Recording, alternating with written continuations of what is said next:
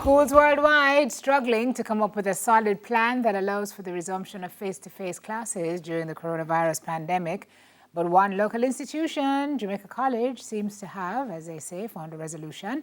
And the Parent Teachers Association executive is saying this blueprint can be used for the reopening of other schools. Well, to share details on the proposal, our president and the president of the Old Boys Association, Basil Jarrett, and newly elected president of the PTA, Colin Greenland. Gentlemen, good morning. Glad to have you with us this morning. Good morning, gentlemen. Good morning, Simone and Delia. I'm excited. Thank you for having us. Good to have you. You have the answer? Sir Basil, you have a proposal. How did you come up with this answer, and what is the answer? Well, I'm not sure it is the answer, but certainly it's our answer to the question, and we hope that it finds favor with the ministry, of course. The idea behind the plan came up sometime over the summer when actually I have a son at JC, and I was looking over his grades and I wasn't quite impressed with what I saw. And so, when I spoke to him and he told me about the struggles he was having with the face-to-face classes, I met with the principal and we had a long talk, and he asked me to help him to plug the gap in this COVID response plan that we had submitted to the ministry last year.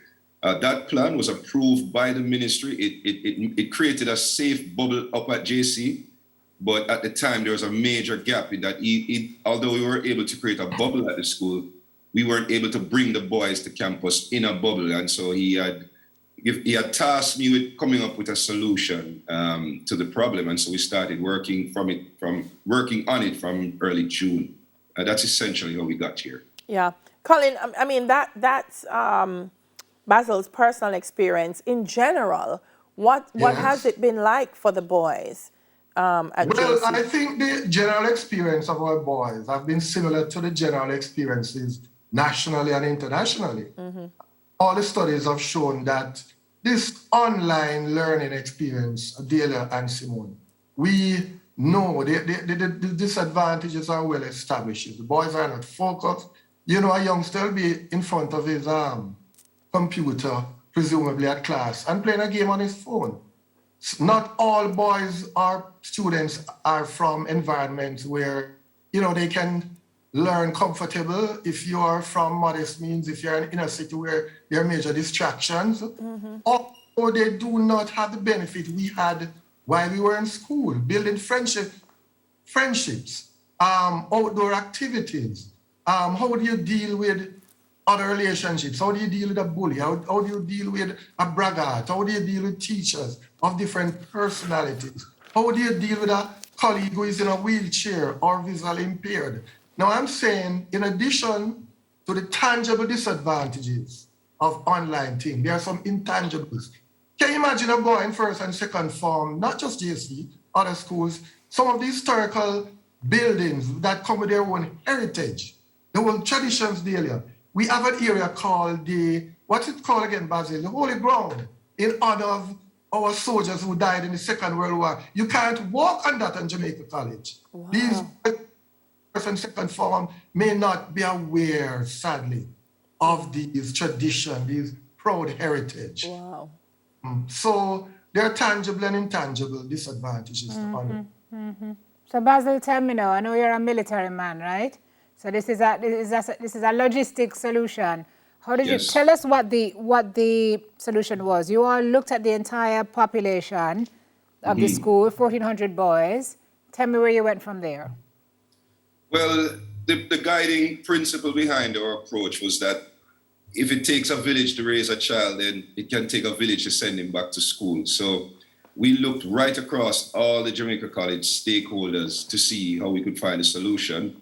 And we took a logistics approach towards dividing and narrowing down the school. For example, as you mentioned, there are about 1,400 boys at the school. The plan that we had submitted last year involved splitting the campus into 2 cohorts and alternating online versus offline school. So what that meant was that each week we had to move 700 boys to and from campus. So the next question we asked was, of the 700 boys, how many live within walking distance of JC? And let's say 50. Let's say 50 boys are within walking distance, so they don't have to worry about taking public transportation. The next question we ask is, well, how many parents actually want to send their boys back to school? Because the truth is some boys are actually thriving in the online. Just a handful, but some of them are actually thriving. Some for comorbidities, or maybe they live with person with comorbidities, they're not coming back to school, not under these conditions whatsoever. So when you minus those numbers, you might find out that instead of moving 700, you now have to move 600 boys each day. The next thing we did is, well, how many of these boys actually drive to school? And let's say that 200 of those boys drive. How many parents actually would be willing to carpool, pick up somebody in their community? For example, I live in walking distance of about 4 boys who are at JC. And let's say, in addition to those 200 parents who are driving, they are willing to take another 100 boys to school. Our 700-man transportation problem is now down to 300, theoretically. And of that 300, it's much easier to say, hey, can we come up with a transportation plan, whether we charter buses or we partner with JLTC, etc., to move 300 boys to and from key drop-off points. The obvious question then is, how do we pay for this? And that's when we look to the community and we spread the cost of those buses, theoretically, across all the parents, across the old boys. We look to private sector and other stakeholder support. This is a very broad view, but it pretty much outlines the principle behind what we're hoping to do.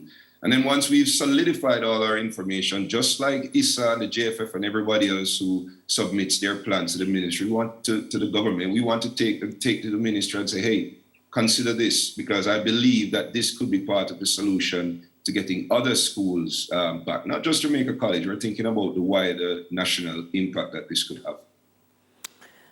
Wow. Yeah. A lot of moving parts. Yeah. It sounds like it's a JC plan, a JC plan, a JC plan. I know included in the plan, you had psychologists, health officials, helping to craft it to make sure that in terms of compliance it was sound. What's the feedback from the parents been like, Colin, when they've heard? Well, it has been excellent.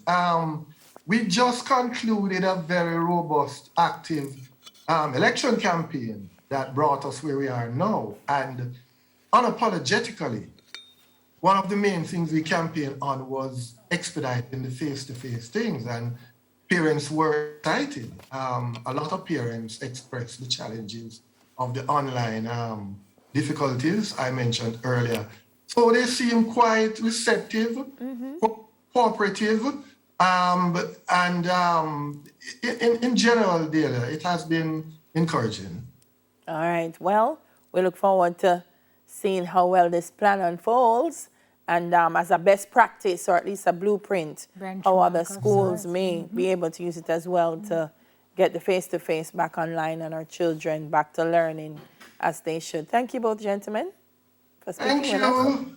Keep safe, be safe. Thank you. Same to you. Colin Greenland, newly elected president of the Jamaica College PTA and president of the Old Boys Association, also a parent, Basil Jarrett. Up next, Girl Talk. We're handling awkward conversations with children. You don't want to miss that. We'll soon come.